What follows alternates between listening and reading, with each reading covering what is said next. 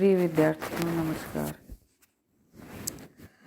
आज हम महाकवि नागार्जुन के बारे में बात करेंगे।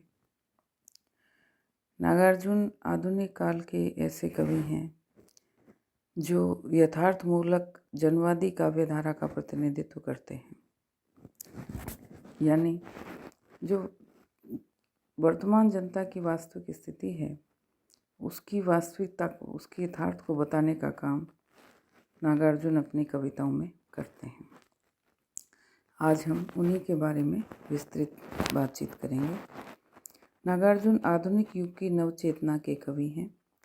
उन्होंने एक ओर तो वर्ग संघर्ष से संत्रस्त मानवों के प्रति गहन संवेदना व्यक्त की और इसके लिए उत्तरदायी व्यवस्था के प्रति तीव्र आक्रोश प्रकट किया है, और दूसरी ओर स्वतंत्रता प्राप्ति के उपरांत भी बहुसंख्यक जनता को अभावों, कष्टों और पीड़ाओं में लीन देखकर स्वदेशी शासकों, अनुचित कार्यों के प्रति प्रखर और प्रकृष्ट व्यंग्य बाणों की बौछार की है।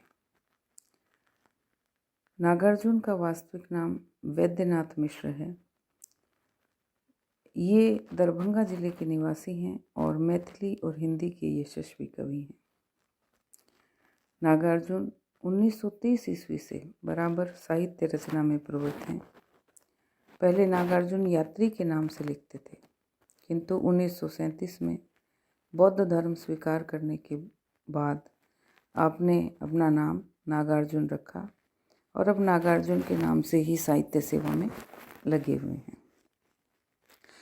पहले कुछ दिन नागार्जुन बौद्ध भिक्षु बनकर श्रीलंका, तिब्बत, बर्मा आदि की यात्राएं की हैं इन्होंने, और फिर 1941 में ग्रस्त होकर और अब सफल ग्रस्त के रूप में साहित्य सृजन में तल्लीन रहते हैं। नागार्जुन के जीवन पर सर्वाधिक प्रभाव डालने वाले दो व्यक्ति हैं। एक तो महापंडित राहुल सांस्कृतैन और दूसरे कविवर सूर्यकांत त्रिपाठी। निराला। यद्यपि नागार्जुन किसानों के महान नेता स्वामी सहजानंद, फॉरवर्ड ब्लॉक के नेता सुभाष चंद्र बोस, प्रेमचंद, मैथिली शरणगुप्त आदि के संपर्क में भी आए थे, तथापि नागार्जुन के व्यक्तित्व और कृतित्व पर अमिट छाप डालने वाले दो ही व्यक्ति हैं, राहुल जी और निराला जी। राहुल जी से प्रेरित होकर नागार्जुन ने राजनीतिक क्षेत्र में पदार्पण किया। वहाँ निराला जी से प्रेरित होकर नागार्जुन जी ने साहित्यिक क्षेत्र में कलम संभाला। इसी कारण राजनीतिक दृष्टि से जहाँ नागार्जुन पूर्णतया साम्यवादी विचारधारा की ओर उन्मुख हुए, वहीं साहित्यिक दृष्टि से वे काव्य की उस जनवादी काव्यधारा को लेकर चले जिसमें यथार्थ की दृढ़ धरातल पर मानव जीवन के चित्र अंकित हैं।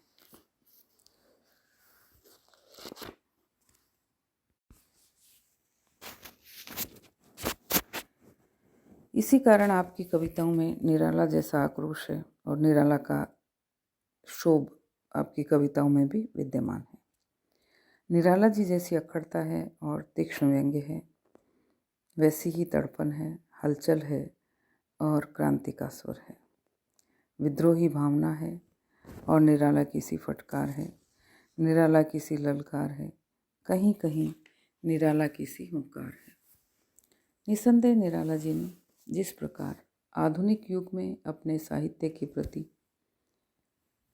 साहित्य के माध्यम से नई चेतना जागृत की थी, नई क्रांति की प्रेरणा दी थी, शोषकों को फटकार सुनाई थी, शोषित वर्ग के प्रति सहानुभूति व्यक्त की थी, अन्याय का प्रतिकार किया था, अत्याचार के विरुद्ध आवाज़ उठाई थी, साम्राज्यवाद का घोर विरोध किया था, मानव प्रेम का प्रसार किया। नागार्जुन ने जनजीवन को उन्नत और उत्कृष्ट बनाने के लिए प्रोत्साहन दिया, प्राचीन रूढ़ियों को समाप्त करने के लिए अभियान चला, परंपराओं का उच्छेद किया, भेदभाव मिटाने का प्रयत्न किया और नवगति नवलय ताल छंद नव में धरती, जनता और श्रम के गीत गाए। उसी प्रकार नागार्जुन ने भी पीड़ित जनता के कष्टों को स्वर प्रदान किया। अभावग्रस्त निम्न वर्ग के प्रति सहानुभूति प्रकट की, अभाव में लालित पालित तथा कष्टों से जूझने वालों के प्रति संवेदना व्यक्त की, समाज की यंत्रणाओं और पीड़ाओं से संत्रस्त मानवों के उत्थान के प्रति क्रांति का आह्वान किया, उच्च समाज के शोषण कार्यों का विरोध किया और वीरता के साथ संघर्षरत सर्वहारा वर्ग का स्तवन किया है।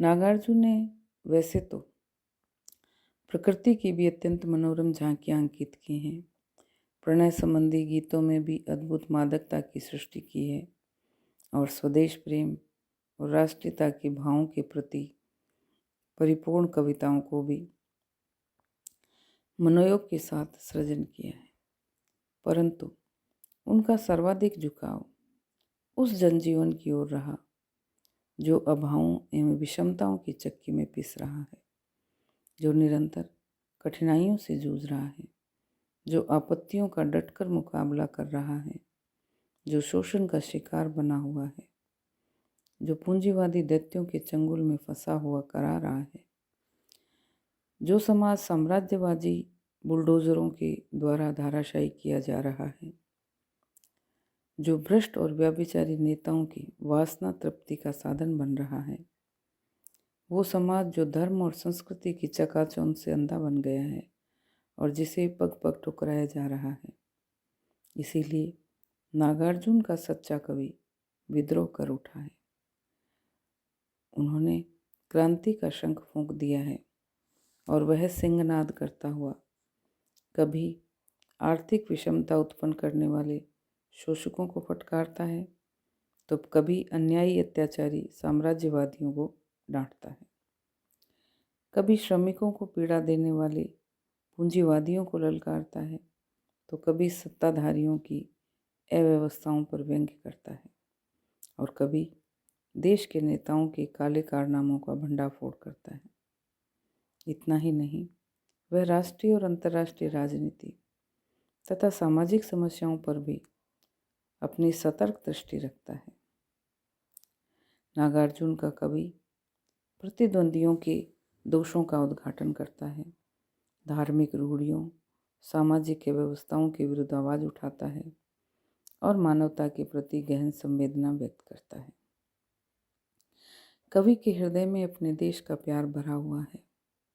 वह यहाँ की प्रकृति का अनन्य पुजारी है, यहाँ की संस्कृति का भक्त है, यहाँ की जनता के दुख दर्द को समझता है, यहाँ की राजनीतिक गतिविधियों पर कड़ी दृष्टि रखता है, यहाँ के नेताओं के कारनामों पर आक्रोश प्रकट करता है।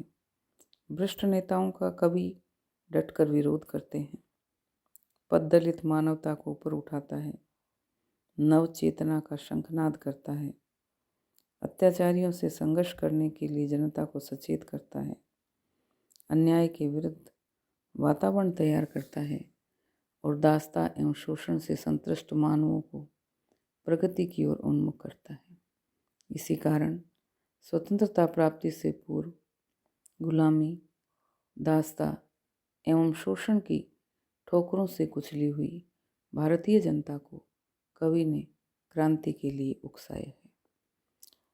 स्वतंत्रता प्राप्ति के उपरांत भी कष्ट, अभाव और महंगाई से पीड़ित बहुसंख्यक जनता में जागरण के भाव पैदा किए हैं और गांधी जी की हत्या पर नागार्जुन ने गहरा शोक प्रकट किया।